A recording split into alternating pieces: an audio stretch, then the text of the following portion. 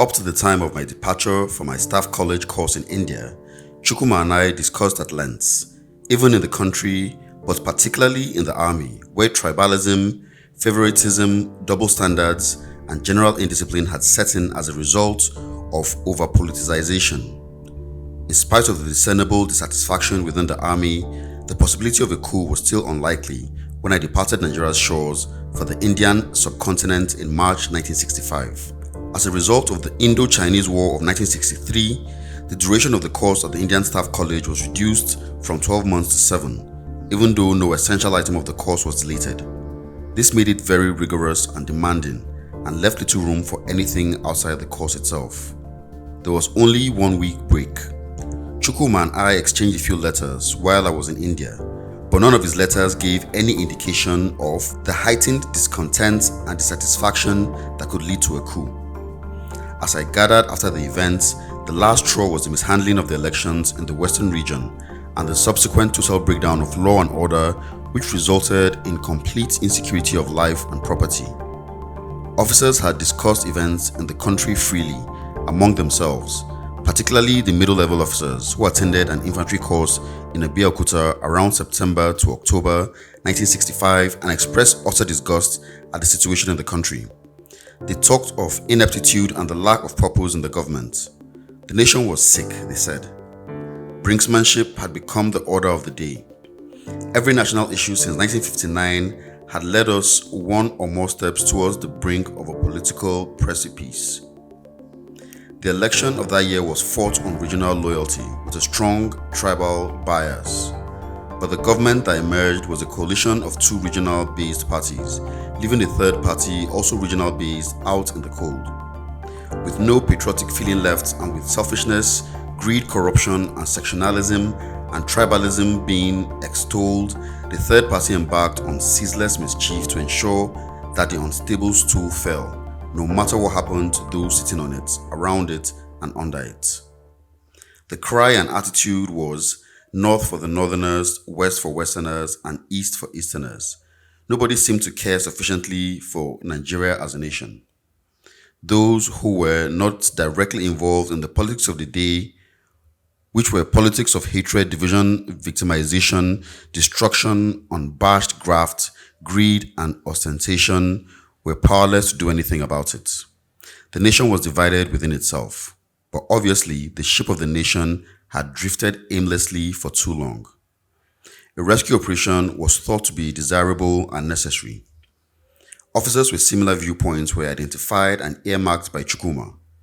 As the situation grew worse, he started to talk more unguardedly to identified officers to work out a plan of action. He chose Major Emmanuel Ifejuna, who was the brigade major in Lagos, as the officer to work with and to coordinate the South. The impression had been given by Ifejuna that he was thinking of the same thing at the same time, and they both hit it off immediately. Ifejuna had a fair record of rebellion both at Dennis Memorial Grammar School, Onitsha in 1951, and the University College Ibadan in 1957. In an unpublished work, Ifejuna had this to say: It has been my fate to be personally entangled in some stormy, if significant, incidents. At Dennis Memorial College Onitsha, I was involved in a student protest against authority. That was in 1951. It was the most serious incident ever in the history of the school. The senior class had been sent down in the hope that students' protests would stop. It fell on us next in line to take over command and see the action through to a worthy cause. The school was shut down for one term, but we had made our points. From that event, I learned that if you are prepared to lead, others will follow you. Later, my military training confirmed the lesson. At the University College Ibadan in 1957, I found myself once again in an institution that was to be closed down for the first time in her history. A complete lack of trust had come between the students on one side and administration and staff on the other. One evening, the food was bad, very bad. That evening, I found myself standing on the dining table making a speech, proposing we form a procession to the principal's house and make there a last protest. From Kuti Hall, we marched out. Bands of students from the other halls of residence soon joined forces with us, swelling the procession to 100, 2, 3, and several more. I was at the head of the march, but we had no clear line of action. Looking back later, I realized one thing. There had been no clear-cut aim. We had acted on impulse, embarking on a project we had not fully understood. It was at Ibadan also I learned my third lesson.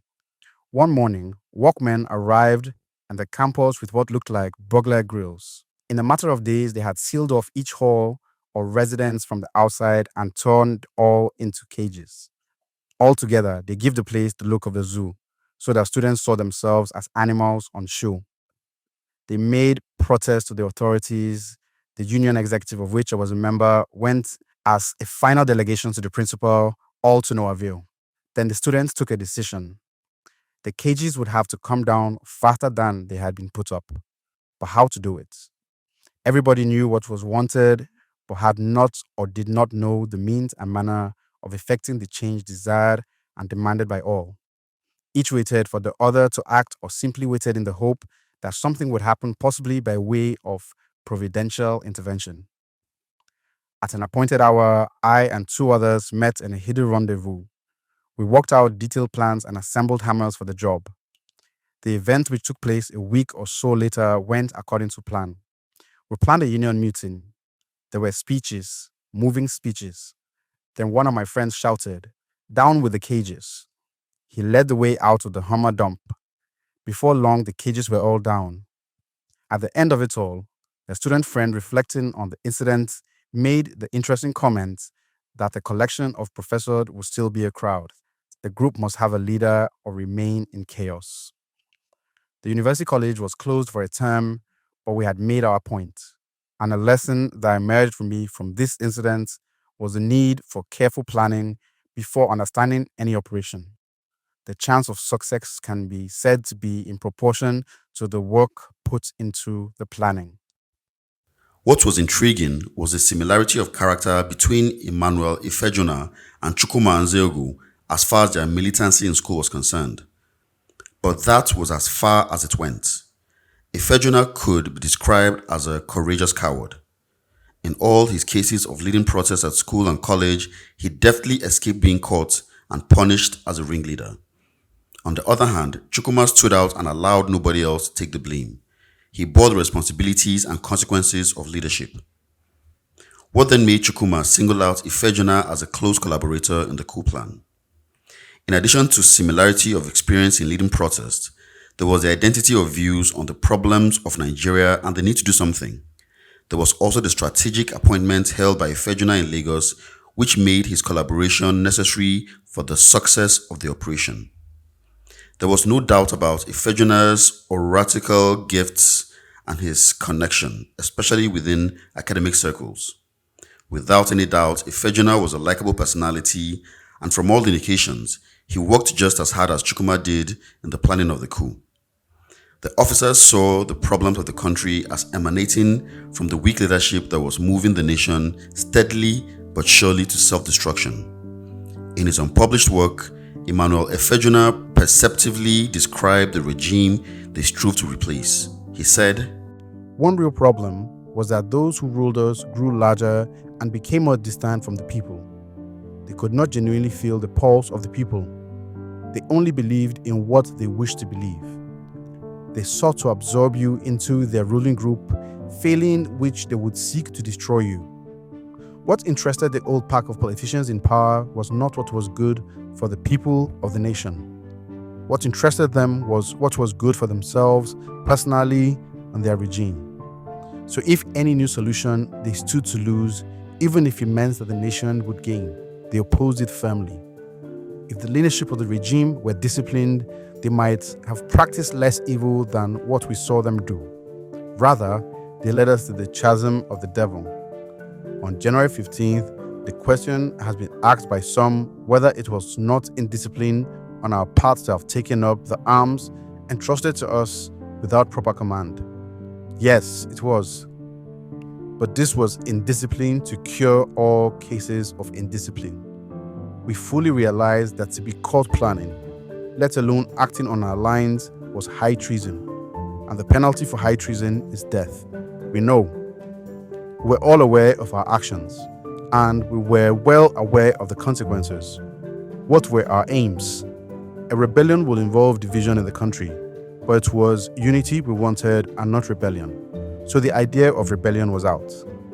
We knew that a revolution would embody mass movements and agitations. It would take some time to build up a revolutionary movement. Even then, clean-cut class divisions did not exist in the country, so the conditions were not in favor of an instant revolution. However, if any one of us thought of revolution coming in the wake of our actions, we did not discourage him. In fact, we said yes and hoped for this sincerely. We know the country had been so diseased that bold reforms were badly needed to settle social, moral, economic, and political questions. It would imply setting aside some of the values of the ancient regime. Without that, one would simply be putting new wine into old bottles. Unless the people are properly led, they would go astray. And to control the people, one wanted a change in the seat of power. It is those in the seat of power that we aim at replacing. Once that was done, then a social revolution. We aimed for the coup d'etat. We hope to pull in capable men to carry out the revolution. It became clear to the officers during the planning stages that they had to strike at the center and the regional capitals. They opted for a bloody coup from the onset, as they regarded some personalities as too dangerous to spare if their plan was to succeed. The issue of winning more support from other officers was pursued relentlessly by both Chukuma and Ifejuna. Chukuma threw caution to the winds to the extent that one of the officers with him in the Nigerian Military Training College, Captain Udowoid, wrote a letter to the brigade commander accusing him of brainwashing officers against the government and planning a coup. Captain Udowoid quoted Chukuma as saying to his junior officers, "Wait until the day you will look at the senior officers through the sights of your rifle." Brigadier Olusegun, who was a victim of the coup, received the letter and referred it to Colonel Sodeinde, another victim of the coup, and Chukuma's commandant for his comments. Sodeinde wrote an assessment of Chukuma, which was not averse but ended on the note of caution. There is never smoke without fire, even if it is smoldering fire. Brigadier Olusegun reported the case to Army headquarters in Lagos and described Chukuma as a young man in a hurry who should be closely watched. Meanwhile, Ifejuna kept scouting for and recruiting accomplices or associates in Lagos and throughout the South. He recorded astonishing success, especially among Igbo-speaking officers. Chukuma was making no less a headway in the North. The picture painted by some of the participants after the coup described the situation as one of enthusiasm mixed with fear. The issue of a date had to be settled. The period of army weapons meeting in Enugu was considered and discarded, as the coup was designed against the civilian government and a concentration of military officers had no particular advantage. In fact, it was seen as a disadvantage. Once communication was established and manner and code of operation were worked out, it was smooth sailing. The movement of important political figures was monitored and tagged. So was the movement of senior army officers. They settled for the night of 14th January 1966 as N night and 0200 hours on 15th January as H hour. According to Major Ifejuna's report, We were to strike at the capitals. We were to remove not only the unwieldy federal structure, but also its regional props and reinforcements. We were to present our senior officers with a fait accompli. this must have been the first factor that led to the partial failure of the coup, or perhaps it was an afterthought on Ifejuna's part. Up north, there was no evidence to suggest that Chukuma and his group in Kaduna was thinking of presenting any senior officers with the fait accompli. I had arrived from India via London on Thursday, 13 January 1966. As was the usual practice, my unit, the Army Engineers, was to have sent a Land Rover to meet me at Kano Airport and bring me to Kaduna. When I got off the aircraft and completed disembarkation formalities, there was no driver and no Land Rover anywhere. I decided to go by the local Nigeria Airways DC-3 flight to Kaduna. On reaching Kaduna, there was nobody at the airport to meet me, as nobody expected me to arrive by local flights. I telephoned my unit, but there was no reply. I then telephoned Chukuma at the NMTC and within 10 minutes, he was at the airport to take me home. As soon as he drove me home, he returned to his office and promised to send his car back to enable me to see whoever I wished to see. He suggested that I visit the brigade headquarters. I did and met Major Keshi, who had just returned from the American Staff College and taken up appointment as brigade major. We exchanged notes on our respective experiences, and he suggested that I see the brigade commander, Brigadier Ademulegun. I was rather reluctant since I was in Mufti.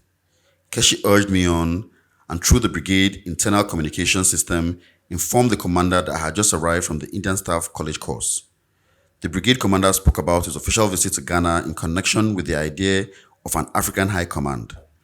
He also spoke about the state of the brigade and the army and about the changes that were likely to take place.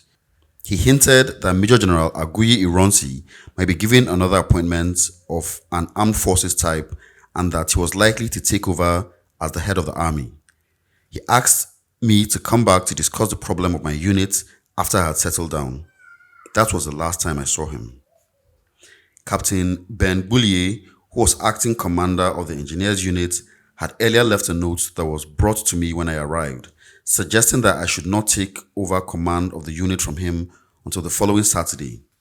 In any case, I was not particularly anxious to take over since it was the same unit I had commanded before I went abroad, but I did ask to go through some files. His reason became clear on that fateful Saturday. Kaduna was regarded as the most difficult of all the capitals.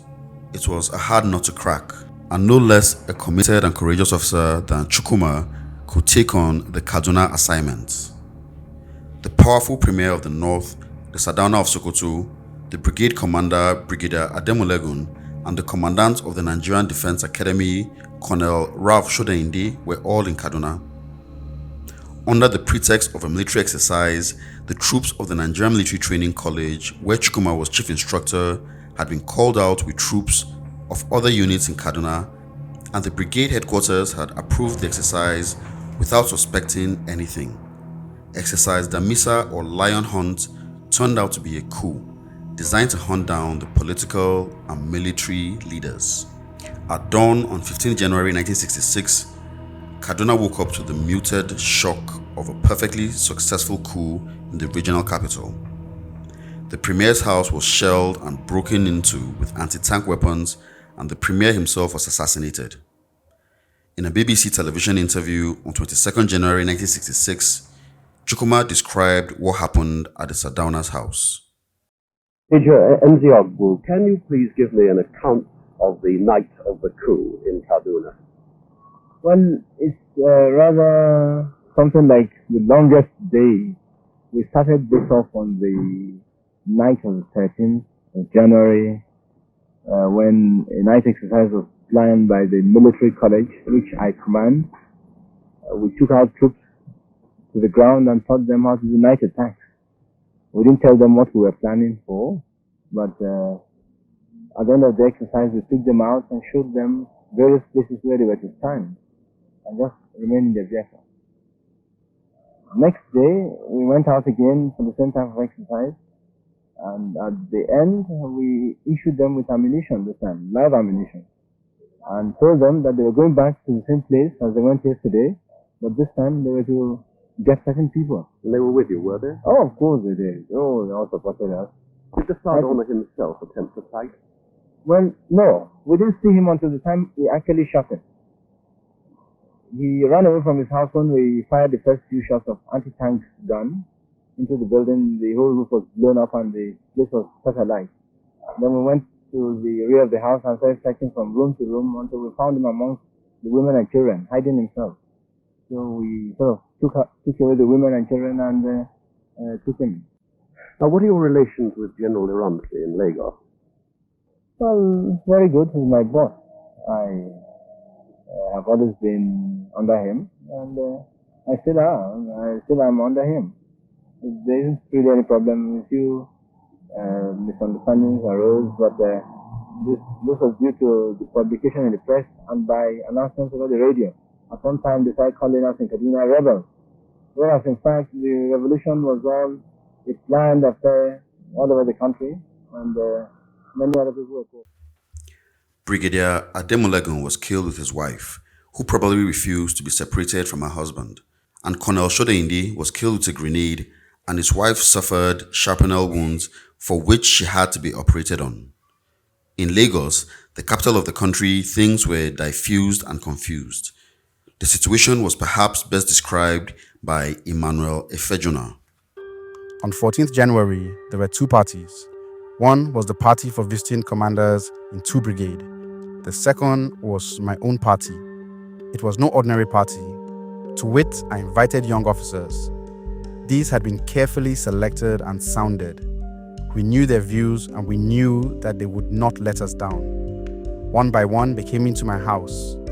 When a good number had assembled, we switched off the lights, and then we waited till we were all gathered. Probably they might have suspected something unusual, but if they did not talk much. They waited in silence. They waited to know what was to come. Then I took a seat. I told them it was a party all right, but if they expected drinks, they were not going to get them. I had no drinks. I had no money to buy them. I had no time for any party that night. We were faced with a grim situation. Our country had seen so much of drift, so much of corruption. Our people were dying daily by the dozens, and there seemed to no end to the suffering of the peril to our people. As I spoke, one officer wanted to ask a question, but I caught him short. No question till the end. Let me finish. We have watched our leaders rape our country. We have watched them challenge all of us into action. Were we to ask no questions? Were we not part of the country? Did we not see them prostitute our institutions? Did we not watch them employ the army to pursue incorrect political lines? Then I paused. I knew that a tricky minute was coming. I looked at all the boys and I continued. Tonight, I said, tonight we will end the life of the regime. I know that you're all ready to join us. Is there anybody who does not wish to do so? There was no answer. We were still not satisfied. It was necessary not only to get a negative answer, but also to get a positive one. So I asked for a positive reply. I wanted a show of hands. All to one man raised their hands. They were all ready to follow us. They were ready to come with us to this great enterprise. We had scored a big, decisive victory. What would have happened if they had refused? If they had rushed off to go and report? But none did. We were right on our way to victory and honor. Then we allocated to them their task. I went over the program, the task and the drills. Each man was clear at his task. Each knew the sequence of events. The officers then dispersed to their rooms, each to dress himself up and appear at the appointed place. As they left, I started attending to other important matters. I had to pass messages to Enugu and Abeokuta. From these centers, our people were to take action in the distant zones. Now was the time to write the messages. These were the messages that were to throw the machinery of the whole operation into gear all over the country at the same time. When next we gathered, it was midnight. All were dressed and the troops were being called out. They came out in small groups. They came out not a sign of a question on their faces. But they did not know. They did not know that they were going to determine the destiny of our country. They did not know that they were writing a fresh page in the history not only of our country, but also of that of the continent. They did not know that their actions, they were going to end the internecine strife and the death that our country had known. We watched them as they came in, and we were satisfied that we were not misemploying their services. We had got the vehicles, the few that we could lay our hands on without attracting attention to ourselves. We had got the arms, the ammunition and all. We handed these over to our troops for the events that was to come. We allocated the troops to their commanders. They filed silently into their ranks. Then they moved into their vehicles and sat in the silence of their camp. The table of departure had been prepared. As each group moved out in their time, we wished them good luck. Then they went. They went beyond the gates. It was real. Operation New Wash had begun. We were in it. At about 2 a.m. on 15 January 1966, less than 48 hours after I returned to Kaduna, I was awakened by the sounds of guns and explosion. I had thought it was the usual battle simulation using explosives, which normally goes with military exercise. Battle simulation is normally the function of army engineers, and I was saying to myself that those engineer boys were using too large a size of explosives, and I would speak to the officers in the morning. When I arrived on 13 January, I had gone to the officers' mess at lunchtime, and most of the officers had possibly innocently told me about their military exercise for that night and the following night, and they had hoped I would join them. My uniform was in my other suitcase, which had been sent unaccompanied, and I therefore had no uniform. Chukwuma himself had told me of an exercise on the evening of 13th January 1966. He had only mentioned it in passing. On the morning of 14th January, he complained to me that the engineers unit did not perform well during the exercise the previous night. Obviously, he was making great efforts to conceal things from me. I told him that once I took over the unit again, he would notice some changes. They went for debriefing that morning, and on the evening of 14th January, Chukwuma was visited more than once by Captain Bullier and Lieutenant Ude in his room, which was next to mine. On one occasion, I wanted some change to purchase fruits, and he handed me his entire wallet. Although it was characteristic of Chukwuma, on this occasion, it was to put me off intruding. And when it was time to go out, he said to me, half in jest, "Oga, we are going for the final exercise." I said, I hope the engineers will perform better tonight. The outcome of the final exercise was the coup that the whole nation woke up to the following morning. In the name of the Supreme Council of the Revolution of the Nigerian Armed Forces, I declare martial law over the northern provinces of Nigeria. The constitution is suspended and the regional governments and elected assemblies are hereby dissolved. All political, cultural, tribal, and trade union activities, together with all demonstrations and unauthorized gatherings, excluding religious worship, are banned until further notice. The aim of the Revolutionary Council is to establish a strong, united, and prosperous nation free from corruption and internal strife. Our method of achieving this is strictly military, but we have no doubt that every Nigerian will give us maximum cooperation by assisting the regime and not disturbing the peace during the slight changes that are taking place. I am to assure all foreigners living and working in this part of Nigeria that their rights will continue to be respected.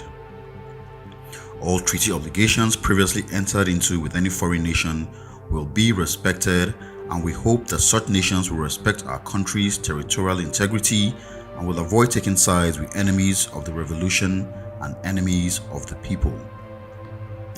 My dear countrymen, you will hear and probably see a lot being done by certain bodies charged by the Supreme Council with the duties of national integration, supreme justice, general security, and property recovery. As an interim measure, all permanent secretaries, corporation chairmen, and senior heads of departments are allowed to make decisions until the new organs are functioning, so long as such decisions are not contrary to the aims and wishes of the Supreme Council. No minister or parliamentary secretary possesses administrative or other forms of control over any ministry, even if they are not considered too dangerous to be arrested. This is not a time for long speech making, and so let me acquaint you with 10 proclamations in the extraordinary orders of the day which the Supreme Council has promulgated. These will be modified as the situation improves. You are hereby warned that looting, arson, homosexuality, rape, embezzlement, bribery or corruption, obstruction of the revolution, sabotage, subversion, false alarms, and assistance to foreign invaders are all offenses punishable by death sentence. Demonstrations and unauthorized assembly, non-cooperation with revolutionary troops are punishable in grave manner up to death. Refusal or neglect to perform normal duties or any task that may be of necessity be ordered by local military commanders in support of the change will be punishable by a sentence imposed by the local military commander. Spying, harmful or injurious publication, and broadcast of troop movements or actions will be punished by any suitable sentence deemed fit by the local military commander. Shouting of slogans, loitering, and rowdy behavior will be rectified by any sentence of incarceration or any more severe punishment deemed fit by the local military commander. Doubtful loyalty will be penalized by imprisonment or any more severe sentence.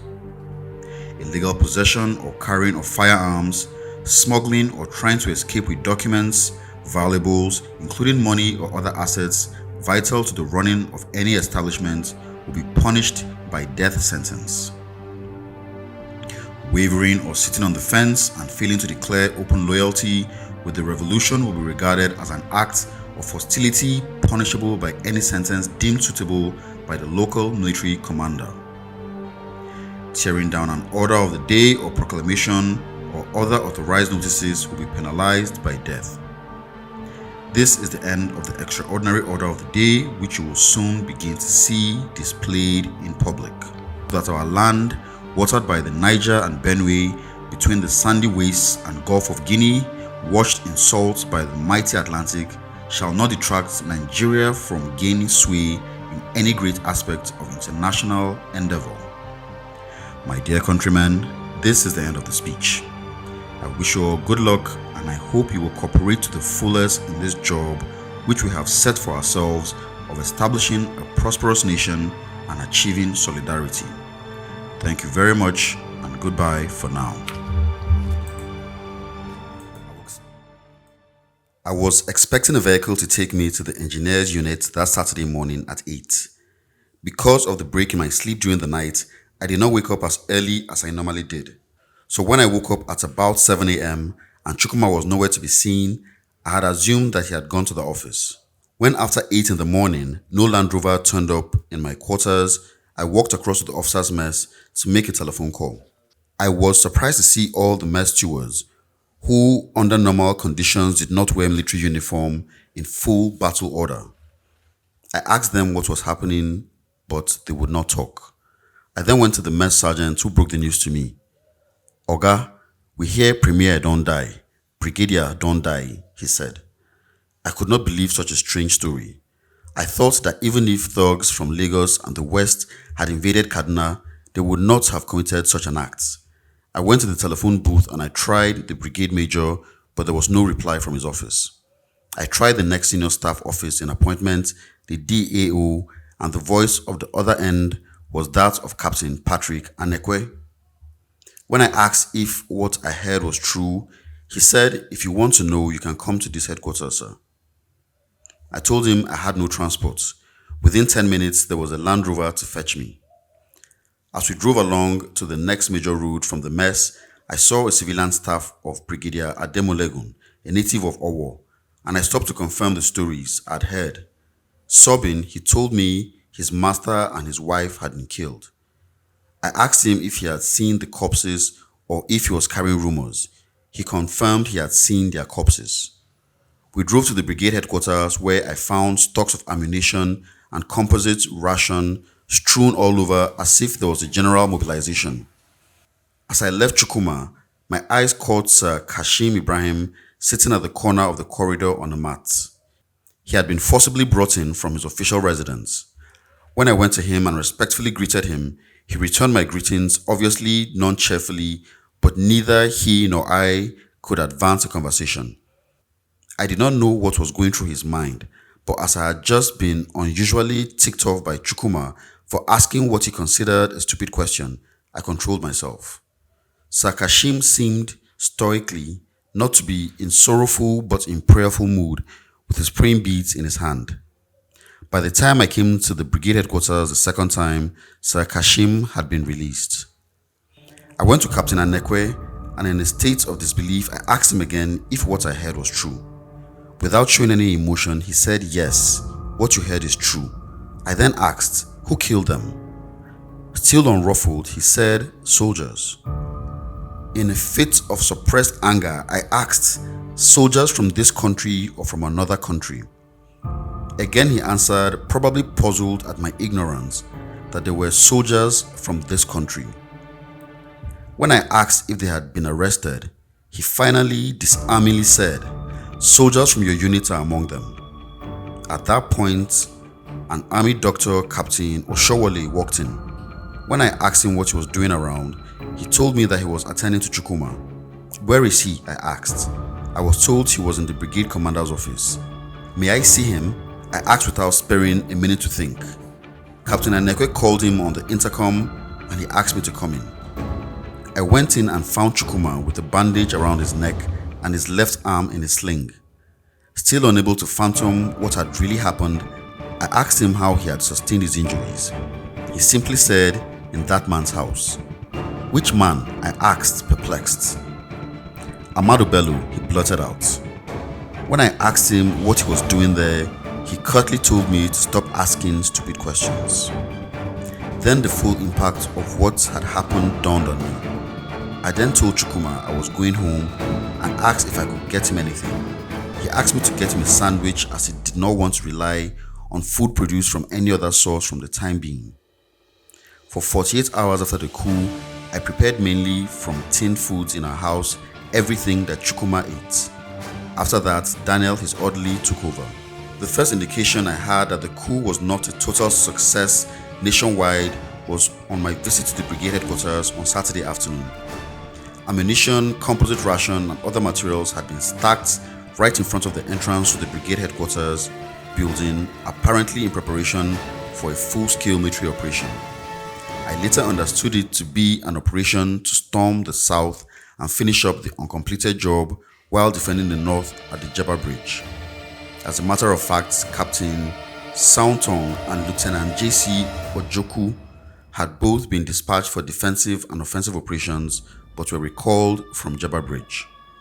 Events in Lagos and Kaduna prevented a clash of arms in January 1966 between the forces of the majors and the loyalists. The soldiers in front of the brigade headquarters building that day had got wind of details of the execution of the coup, and I overheard them saying, "Nothing happened in Enugu and Benin, so what are we doing here?" I did not know whether or not in the briefing of the troops before embarking on the execution of the coup in Kaduna, they had been told that things would happen all over the country, but the remark I heard portended danger. I went in and told Chukuma. He was unruffled, perhaps because he was still determined to finish up the uncompleted task in the south. By Sunday, 16 January 1966, there was still no contact between Chukuma and his colleagues in Lagos, nor between him and Major General Aguiyi Ironsi. Chukuma had of course addressed the press in Kaduna the previous day when the much-expected broadcast from Lagos never came on the air. Rather, Lagos radio referred to the executors of the coup as a band of mutineers and disloyal elements who had committed murders. The same Saturday, Chukuma had briefed civil servants and officers in Kaduna. By every indication, Kaduna was peaceful after the coup, and Chukuma was very much in charge. Some of us were worried about the possibility of a civil war and the consequences for the nation, as we told Chukuma so. For me, not knowing the details of what was planned, what had gone wrong, and what was really going on, I could only speak to Chukuma as a friend.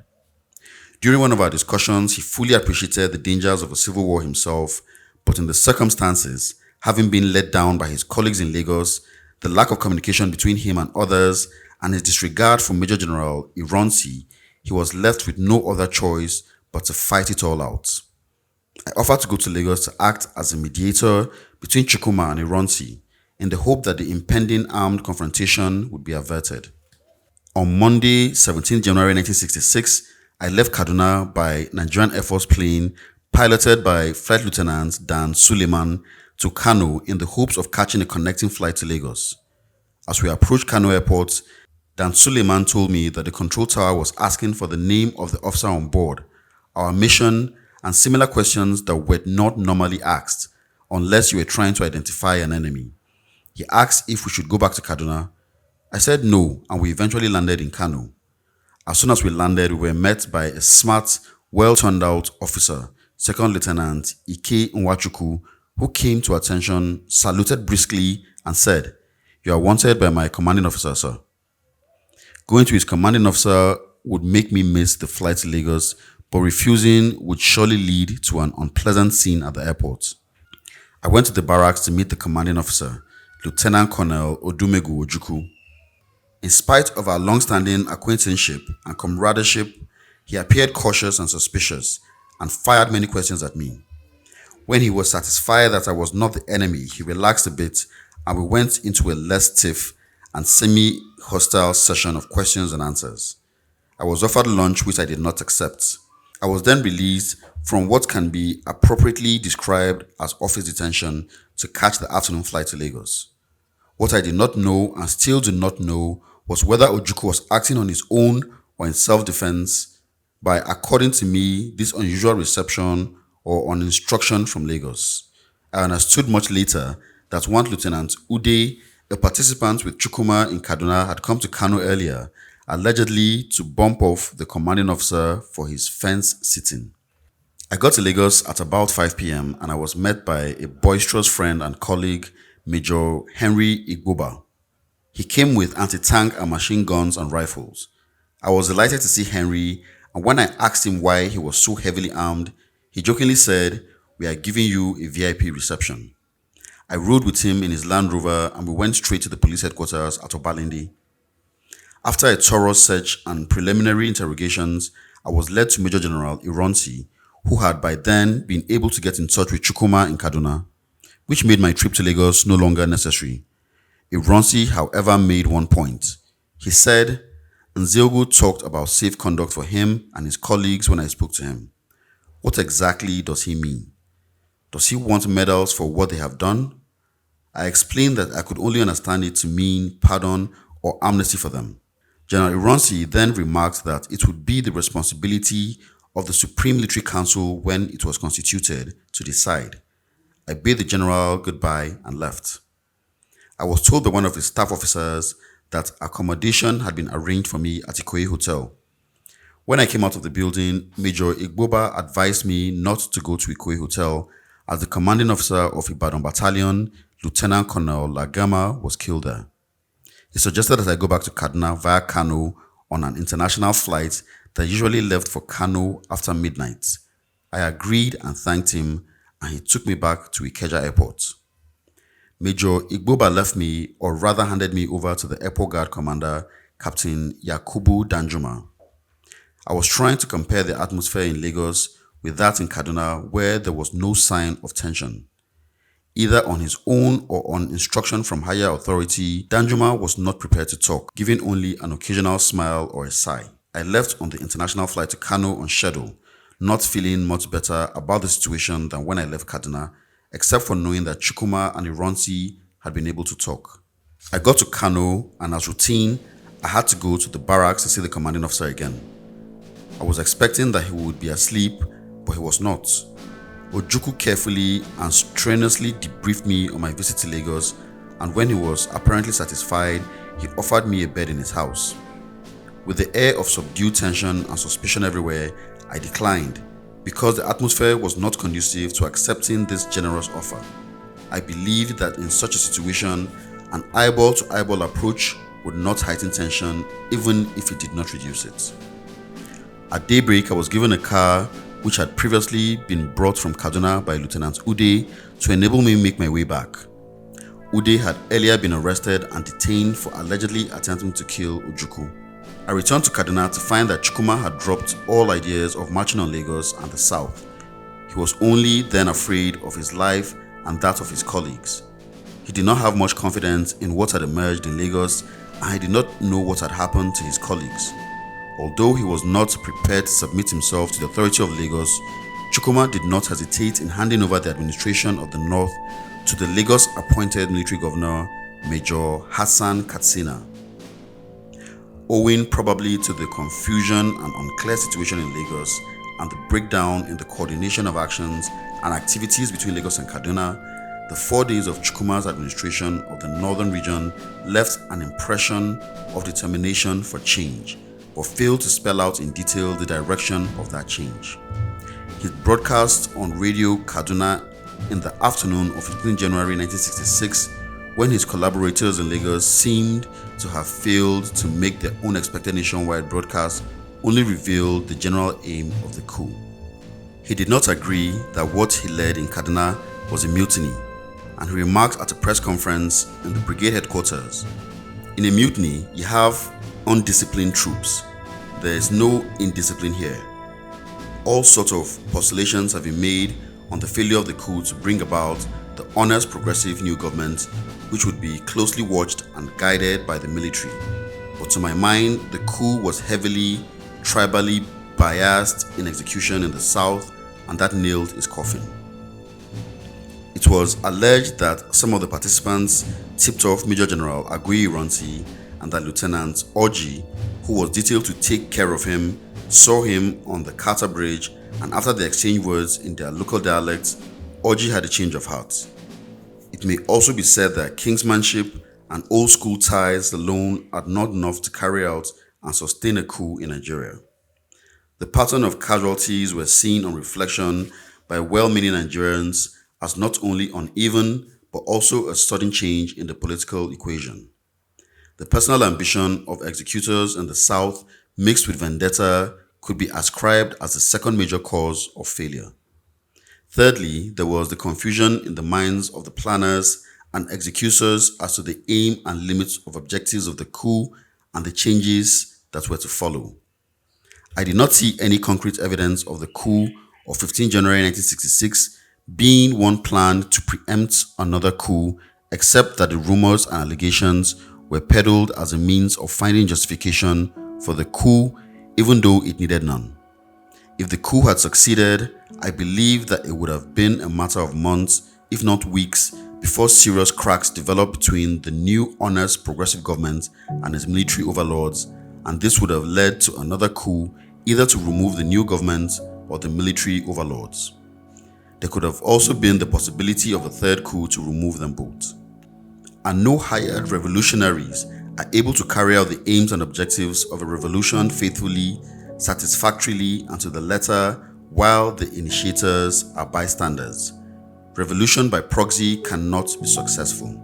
It had dawned on Chukwuma that the revolution, if it was ever conceived as one, had been half-cooked with the semi-abortion of the coup in Lagos and full abortion in Enugu and Benin. He was explosively angry at his press conference in Kaduna on the execution of the coup in the south. They had bungled the whole thing, he said, when he realized that the coup was foiled, especially with strategic points such as the Kano International Airport still being controlled by forces who did not show total support for the coup. It was clear to him that his position would become precarious unless he controlled Kano and the south or part of the south. I had only 2 occasions to speak to Chukwuma between the time I returned from Lagos and when he was escorted to the capital by Lieutenant Colonel Conrad Nwawu. The first occasion, I briefed him on what my experience to and from Lagos was. The second time was just before he departed for Lagos. Captain Kelvin Lawson, an officer who showed great maturity and had tremendous respect for Chukwuma, was present. Chukwuma was not sure what his fate would be in Lagos. He made a recording emphasizing the terms and conditions of his agreement to Lagos. These included safe conduct for himself and all his officers and men, a guarantee of freedom from legal proceedings, then or later an assurance that the politicians whom they secret from me.